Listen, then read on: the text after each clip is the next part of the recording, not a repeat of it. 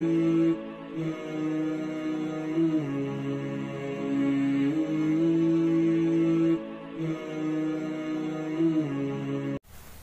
باللہ السمیع العلیم من الشیطان اللعین الرجیم بسم اللہ الرحمن الرحیم الحمد لأہلہ والصلاة علی اہلہا اما بعد فقد قال اللہ تعالی فی القرآن الکریم بسم اللہ الرحمن الرحیم یا ایہا الذین آمنوا کتب علیکم الصیام کما کتب علی الذین من قبلکم لعلکم تتقون۔ مومنین اکرام، ناظرین محترم، پاک و پاکیزہ سرزمین بارگاہ امیر المومنین نجف اشرف سے آج پھر ہم کچھ معروضات لے کر آپ کی خدمت اقدس میں حاضر ہوئے ہیں۔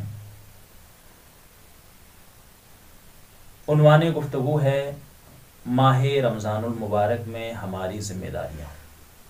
اسی موضوع کے ذیل میں گفتگو کا سلسلہ جاری و ساری ہے۔ امید کرتا ہوں کہ گزشتہ تقریر آپ حضرات کے اذان عالیہ میں ہوگی۔ کل میں نے عرض کیا تھا کہ یہ ماہ مبارک، ماہ رمضان المبارک بڑی عظمتوں کا مہینہ ہے، ایسا عظیم مہینہ ہے کہ جس میں انسان اگر مختصر عمل بھی خلوص نیت کے ساتھ بارگاہ پروردگار میں انجام دیتا ہے تو اس کا ثواب اور اس کی جزا بہت زیادہ انسان کو ملتی ہے۔ عام دنوں میں اگر انسان قرآن مجید کی ایک آیت کی تلاوت کرتا ہے تو صرف اس کو ایک ہی آیت کا ثواب ملے گا، لیکن یہ ماہ مبارک رمضان ایسا عظیم مہینہ ہے کہ جہاں پر ایک آیت اگر کوئی انسان تلاوت کرتا ہے تو پروردگار اسے پورا ایک قرآن پڑھنے کا ثواب عطا کرتا ہے۔ سبحان اللہ۔ اسی طرح اور بہت سارے امور ہیں ماہ رمضان المبارک میں۔ عام دنوں میں مثلا پانی پلانے کا ثواب ہے، لیکن ماہ مبارک رمضان میں کسی روزے دار کو پانی پلانے کا بہت زیادہ ثواب ہے، کھانا کھلانے کا ثواب ہے عام دنوں میں، لیکن اگر کسی روزے دار کا انسان روزہ افطار کرا دیتا ہے تو اس کی جزا بارگاہ پروردگار سے انسان کو بہت زیادہ ملتی ہے۔ تو عزیزان گرامی، یہ ماہ مبارک رمضان بڑی عظمتوں کا مہینہ ہے، اور جیسے کہ میں نے گفتگو میں عرض کیا تھا کہ اس میں بہت ساری مناسبتیں ہیں۔ ہماری ذمہ داری ہے کہ ہم اس ماہ مبارک کی عظمت کو سمجھیں، اس کی قدر کریں، اس کا احترام کریں، اعمال خیر انجام دیں، اور ایک ذمہ داری ہماری یہ بھی ہے کہ ہم یہ جانیں کہ اس میں کون کون سی مناسبتیں ہیں، اس لیے کہ اس مہینے میں بہت ساری مناسبتیں ہیں۔ ان تمام مناسبتوں میں سے ایک مناسبت یہ ہے کہ اس مہینے کی 15 تاریخ کو آپ کے اور ہمارے دوسرے امام، امام حسن علیہ السلام کی ولادت باسعادت ہے۔ یوں تو امام حسن علیہ السلام کی پوری حیات طیبہ ہمارے لیے مشعل راہ ہے، نمونہ عمل ہے، لیکن آج کی مجلس میں ہم صرف اس چیز کی طرف اشارہ کریں گے کہ امام حسن علیہ السلام کے بچپنے کی سیرت کیسی تھی۔ عزیزان گرامی، امام حسن علیہ السلام روحی لہو الفدا کی بچپنے کی سیرت یہ رہی ہے کہ امام حسن علیہ السلام روزانہ نماز پڑھنے کے لیے مسجد میں جایا کرتے تھے۔ امام حسن علیہ السلام کا یہ عمل ہمارے لیے بہترین مشعل راہ ہے۔ ولو یہ آج کے دور میں تو ایک مصیبت پوری دنیا میں پھیلی ہوئی ہے، کرونا وائرس کی وجہ سے پروردگار تمام مومنین کی حفاظت فرمائے اس مہلک مرض سے، اس مہلک بیماری سے، اور پروردگار پھر ایک مرتبہ وہی پرانے زمانے لوٹ کر کے آئیں کہ وہی مسجدیں بھری ہوئی ہیں، امام بارگاہ بھری ہو رہی ہیں، عبادتیں ہو رہی ہیں انشاءاللہ، اور انشاءاللہ بہت جلدی بیماری ختم بھی ہو جائے گی، اور کچھ جگہوں سے الحمدللہ ختم بھی ہو چکی، جیسے نجف اشرف میں اعلان ہو چکا ہے کہ یہاں پر کوئی مریض نہیں ہے، کربلا میں یہ اعلان ہو چکا ہے کہ یہاں پر کوئی مریض نہیں ہے، اور اسی طرح انشاءاللہ یہ بہت جلد عنقریب یہ ختم ہو جائے گی۔ تو امام حسن علیہ السلام کی سیرت پر عمل کرتے ہوئے ہماری ذمہ داری ہے کہ ہم، باپ کی خصوصاً ذمہ داری ہے کہ جب مجلس میں جائے تو اپنے بچے کو ساتھ لے کر جائے، مسجد میں جائے تو ساتھ لے کر جائے، اور ماؤں کی ذمہ داری ہے کہ اپنے بچوں کو تیار کرا کے وہ مسجد میں بھیجیں۔ تو جناب فاطمۃ الزہرا صلوات اللہ علیہا تیار کر کے امام حسن علیہ الصلوۃ والسلام کو مسجد میں بھیجتی تھی. امام حسن علیہ الصلوۃ والسلام مسجد میں آتے تھے اور اپنے نانا رسول خدا کی اقتدا میں نماز پڑھتے تھے. نماز پڑھنے کے بعد وہیں بیٹھ جاتے تھے. جب رسول اللہ مسائل بیان کرتے تھے، درس دیا کرتے تھے، تو امام حسن علیہ الصلوۃ والسلام تمام درس کو سننے کے بعد مسجد سے گھر میں آتے تھے اور آنے کے بعد اپنی والدہ کو سلام کرتے تھے، اور اس کے بعد جو کچھ رسول اللہ مسجد میں بیان کرتے تھے منو عن پورا آ کر اپنی والدہ کو سنا دیا کرتے تھے. ایک دن جب امیر المومنین علیہ الصلوۃ والسلام گھر میں داخل ہوئے تو جناب فاطمہ زہرا صلوات اللہ علیہا نے عرض کیا، ابو الحسن آج میں نے سنا ہے کہ میرے بابا نے فلاں فلاں مسئلہ بیان کیا ہے مسجد میں. تو امیر المومنین علیہ الصلوۃ والسلام نے فرمایا کہ بنت رسول بالکل ایسا ہی ہے، لیکن میں تو گھر میں ابھی داخل ہوا ہوں، آپ کو کس نے اطلاع دی؟ تو شہزادی مسکرائیں اور مسکرا کر فرمایا کہ میرا بیٹا حسن روزانہ میرے بابا جو بھی مسجد میں بیان کرتے ہیں وہ آ کر مجھے بتاتے تھے. جیسے ہی مولا کائنات نے سنا، آپ کا چہرہ خوشی سے کھلنے لگا. کہ بنت رسول میں بھی سننا چاہتا ہوں کہ حسن کیسے بیان کرتے ہیں.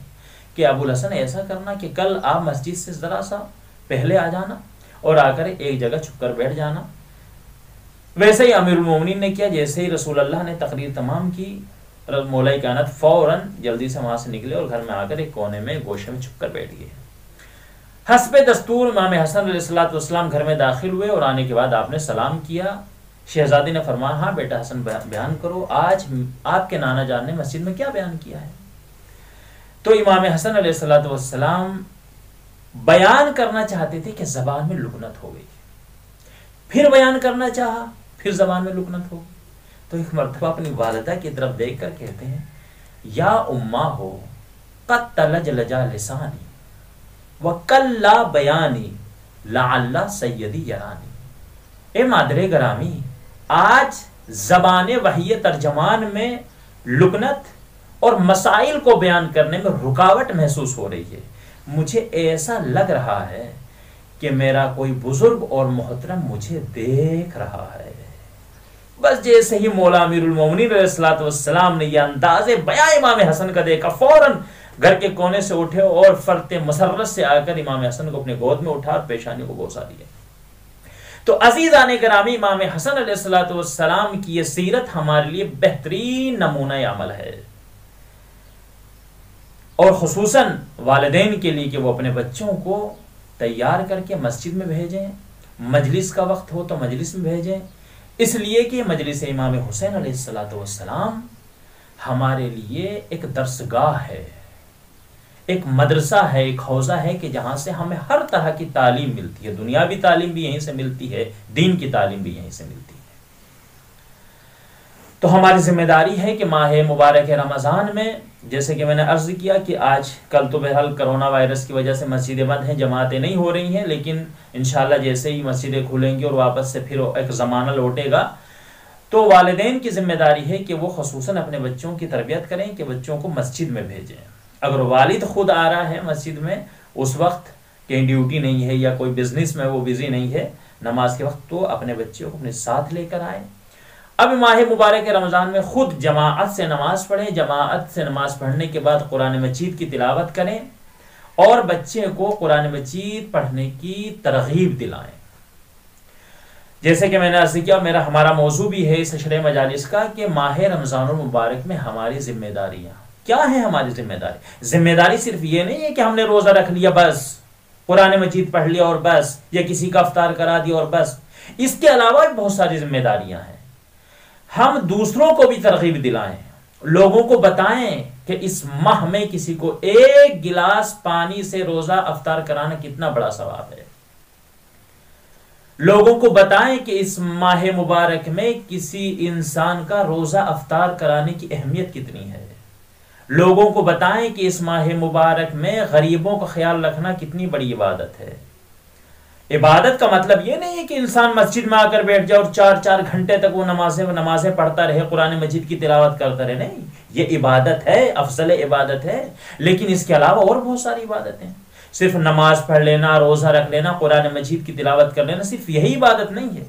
عبادت کا دائرہ وسیع ہے. عبادت یہ بھی ہے کہ انسان دوسروں کو بتائے کہ اس ماہ مبارک کی عظمت کیا ہے، دوسروں کو برائیوں سے بچائے، اسے بتائے کہ اس ماہ مبارک میں روزہ رکھنے کا ثواب کتنا ہے، لوگوں کو بتائے کہ اس ماہ مبارک میں جہاں پر چھوٹا سا عمل خلوص کے ساتھ اگر انسان نیکی کر رہا ہے، جہاں پر اس کا ثواب بہت زیادہ ہے، وہیں پر اس مہینے کی خاصیت یہ ہے کہ اگر انسان اس مہینے میں چھوٹا سا گناہ بھی کر رہا ہے تو اس کا شدید ترین عذاب دیا جائے گا. اللہ اکبر. چھوٹا سا گناہ اگر کیا تو شدید ترین عذاب دیا جائے گا. تو جہاں چھوٹے گناہ کی یہ کیفیت ہو، وہاں پر اگر انسان اس ماہ میں غیبت کر رہا ہو، جھوٹ بول رہا ہو، چوری کر رہا ہو، ریاکاری کر رہا ہو، تو اس کو بتائیں کہ غیبت کرنے کی سزا کتنی سخت ہے، ریاکاری کتنا عظیم گناہ ہے، کسی کے اوپر تہمت لگانا کتنا عظیم گناہ ہے. عزیزان گرامی، جیسا کل میں نے اپنی تقریر میں عرض کیا تھا کہ ریاکار کا کوئی عمل قابل قبول نہیں ہے. محنت کرے گا اور آخر میں کچھ اس کو نہیں ملے گا. بات ریا کی آئی. کتاب اسرار الصلاۃ میں شہید ثانی علیہ الرحمہ نے ایک روایت کو تحریر کیا ہے، اور سید نعمت اللہ جزائری نے اپنی کتاب انوار نعمانیہ کے صفحہ نمبر 251 کے اوپر اس روایت کو تحریر کیا ہے. رسول خدا صلی اللہ علیہ وسلم سے یہ روایت منقول ہے. رسول خدا صلی اللہ علیہ وآلہ وسلم نے فرمایا کہ قیامت کے روز حشر کے میدان میں 3 اشخاص کو، 3 آدمیوں کو ایک ساتھ پیش کیا جائے گا. اب وہ 3 آدمی کون سے ہیں؟ یہ 3 اشخاص کے جن کو حشر کے میدان میں ایک ساتھ پیش کیا جائے گا، ان میں سب سے پہلا ہے حافظ قرآن، دوسرا ہے مجاہد راہ خدا جس نے راہ خدا میں جہاد کیا ہے، اور تیسرا ہے دولت مند شخص. جب ان تینوں کو پیش کیا جائے گا تو سب سے پہلے حافظ قرآن سے سوال کیا جائے گا. آواز پروردگار آئے گی کہ میں نے تجھے بہترین جسم عطا کیا تھا، عقل سے نوازا تھا، میں نے تجھے بہترین حافظہ عطا کیا تھا، تجھے صحت عطا کی تھی، تجھے توفیق عطا کی تھی تاکہ تو قرآن مجید کی تعلیم حاصل کرے. تو نے قرآن مجید کی تعلیم حاصل کی، قرآن کو حفظ کیا. اب مجھے یہ بتا کہ تو نے اس قرآن کو حفظ کرنے کے بعد خود اپنے لیے کیا اکٹھا کیا ہے اور دوسرے میرے بندوں کو کیا فائدہ پہنچایا ہے. تو حافظ قرآن کہے گا کہ پروردگار، میں نے قرآن مجید سے بہت زیادہ خدمات کی ہیں. کون سی خدمات؟ کہ قرآن مجید پڑھنے کے بعد میں نے لوگوں کو قرآن مجید کی تعلیم دی ہے، میں نے بچوں کو تعلیم دی ہے، بزرگوں کو تعلیم دی ہے.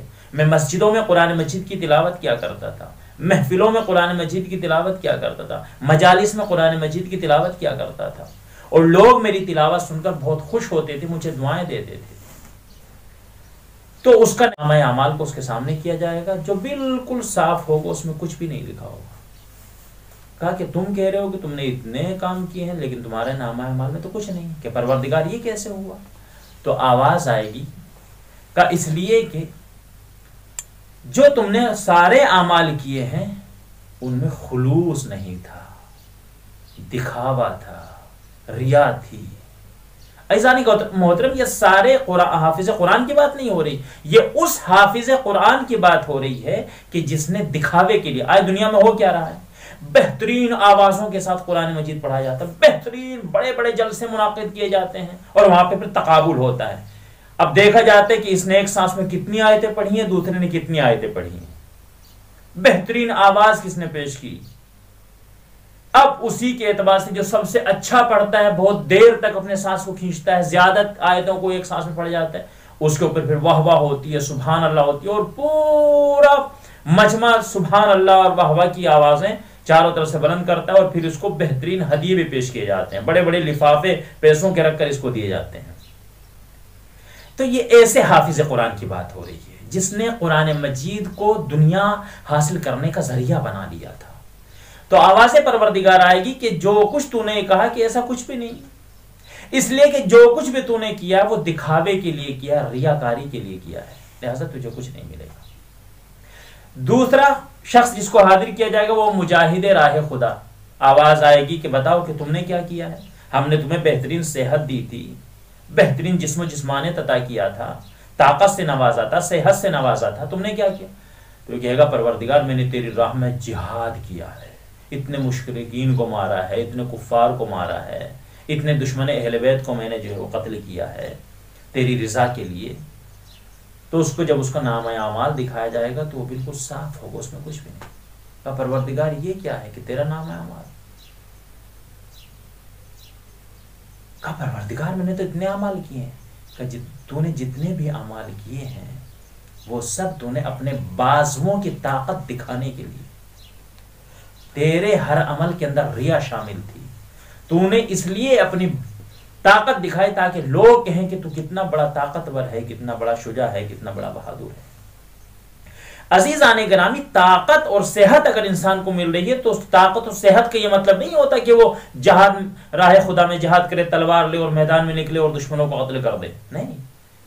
بہترین جہاد تو یہ ہے کہ انسان اپنے نفس سے جہاد کرے، بہترین جہاد تو یہ ہے کہ اگر مظلوموں کے اوپر ظلم ہو رہا ہے تو ان کا ساتھ دے، بیواؤں پہ ظلم ہو رہا ہے تو ان کا ساتھ دے، مظلوموں کا ساتھ دینا یہ جہاد ہے، اس کو طاقت کہتے ہیں، اس کو قوت کہتے ہیں۔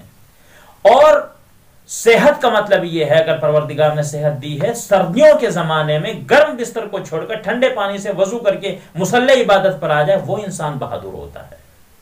یہ ہے اصلی بہادری، یہ ہے اصلی طاقت، یہ ہے اصلی شجاعت۔ تیسرا شخص جس کو بارگاہ پروردگار میں حاضر کیا جائے گا وہ ہے دولت مند، جس کو خدا نے سرمایہ دیا ہے۔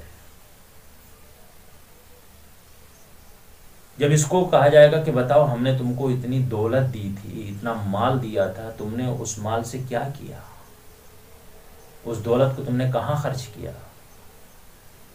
بہت سے لوگوں کا عزیزان گرامی آج یہ ذہن بنا ہوا ہے کہ آج اگر ہمارے پاس دولت ہے، مال ہے، یہ سب ہماری اپنی محنت ہے۔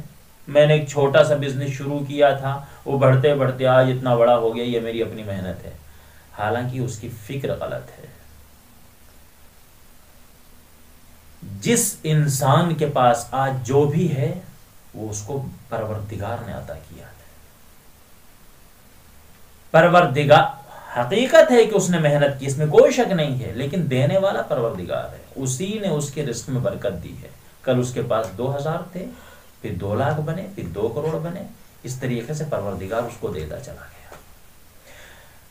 تو جو بھی انسان کے پاس ہے، جتنا بھی ہے، اس کو دینے والا صرف اور صرف پروردگار ہے، اس کے علاوہ کوئی نہیں۔ اس لیے کہ قرآن مجید کی آیت کا ہے، قُلِ اللَّهُمَّ مَالِكَ الْمُلْكِ، ملک صرف اور صرف اللہ تعالیٰ کے پاس ہے، سپر پاور صرف وہ ہے۔ تُؤْتِي الْمُلْكَ مَن تَشَاءُ، پروردگار جس کو چاہے مال دے دے، جس کو چاہے دولت دے دے، جس کو چاہے سرمایہ عطا کر دے۔ وَتَنزِعُ الْمُلْكَ مِمَّن تَشَاءُ، اور جس سے چاہے وہ دولت کو چھین لے۔ اور ہوتا بھی یہی ہے، کبھی انسان کے پاس کچھ نہیں ہوتا، اس نے چھوٹا سا بزنس شروع کیا اور وہ بزنس بڑھتے بڑھتے بڑھتے بڑھتے اتنا بڑا ہو گیا کہ پورے علاقے میں اس کی شہرت ہو جاتی ہے کہ فلاں انسان بہت مالدار ہے۔ اور کبھی ہم نے یہ بھی دیکھا ہے کہ انسان کا بزنس بہت بڑا ہوتا ہے، شہرت ہوتی ہے اس کی بزنس کی وجہ سے، لیکن چونکہ اس کے اعمال اچھے نہیں ہوتے، وہ اپنے مال سے لوگوں کی مدد نہیں کرتا، خمس ادا نہیں کرتا، زکوٰۃ ادا نہیں کرتا، فقیروں کی مدد نہیں کرتا، راہ خدا میں خرچ نہیں کرتا، مجالس امام حسین میں خرچ نہیں کرتا، مسجد پر خرچ نہیں کرتا، امام بارگاہ میں خرچ نہیں کرتا، مدرسوں میں نہیں دیتا، جو بھی کار خیر کرنے کی جتنی بھی جگہیں ہیں وہاں پر خرچ نہیں کرتا۔ وہ سمجھتا ہے کہ یہ میری اپنی محنت ہے، میں خرچ نہیں کروں گا۔ تو پھر ہم نے یہ بھی دیکھا کہ اس کا بزنس ڈاؤن ہوتے ہوتے ہوتے ہوتے آخر میں اس کے پاس کچھ نہیں بچتا۔ وہ انسان جو کل تک کروڑ پتی تھا وہ آج روڑ پتی ہو چکا ہے، اب اس کے پاس کچھ بھی نہیں ہے۔ تو عزیزان گرامی، ہمیں یاد رکھنا چاہیے کہ انسان کے پاس جو بھی ہے وہ سب عطیہ پروردگار ہے، اس نے ہم کو عطا کیا ہے۔ تو مالدار سے کہا جائے گا کہ بتاؤ تم نے کیا کیا ہے، تم نے کیا کیا؟ اس نے کہا کہ پروردگار میں نے یہ کیا ہے، میں نے مسجدوں میں پیسے دیے ہیں، امام بارگاہ میں پیسے دیے ہیں، میں نے غریبوں کی مدد کی ہے، میں نے مدرسہ بنوایا ہے، میں نے مسجد بنوائی ہے، امام بارگاہ بنوائی ہے، سڑکوں کو بنوایا ہے، غریب بچوں کی شادیاں کی ہیں۔ تو ایک مرتبہ منادی کی ندا آئے گی کہ جو کچھ بھی تو نے گنایا ہے اپنی خدمات کو، یہ سب تو نے اس لیے کیا ہے تاکہ لوگ تیری تعریف کریں، لوگ تجھے سخی کہیں، یہ سب تو نے لوگوں کو دکھاوے کے لیے کیا ہے۔ اچھا، یہ سب مالداروں کی بات نہیں ہو رہی، ایک سے ایک مالدار ایسا بھی ہے جو ہر کام قربت اللہ کرتا ہے۔ یہ اس مالدار کی بات ہو رہی ہے کہ جو ہر کام دکھاوے کے لیے کرتا ہے۔ اگر خدا نے آپ کو توفیق دی ہے تو معصومین نے فرمایا کہ سخاوت کا انداز یہ ہونا چاہیے کہ جب داہنے ہاتھ سے دو بائیں ہاتھ کو پتہ نہ چلے، بائیں ہاتھ سے دے رہے ہو تو دائیں ہاتھ کو پتہ نہ چلے۔ یہ ہے سخاوت کا انداز۔ بارگاہ پروردگار میں دعا ہے کہ پروردگار ہمیں اس ماہ مبارک میں زیادہ سے زیادہ اعمال خیر کرنے کی توفیق عنایت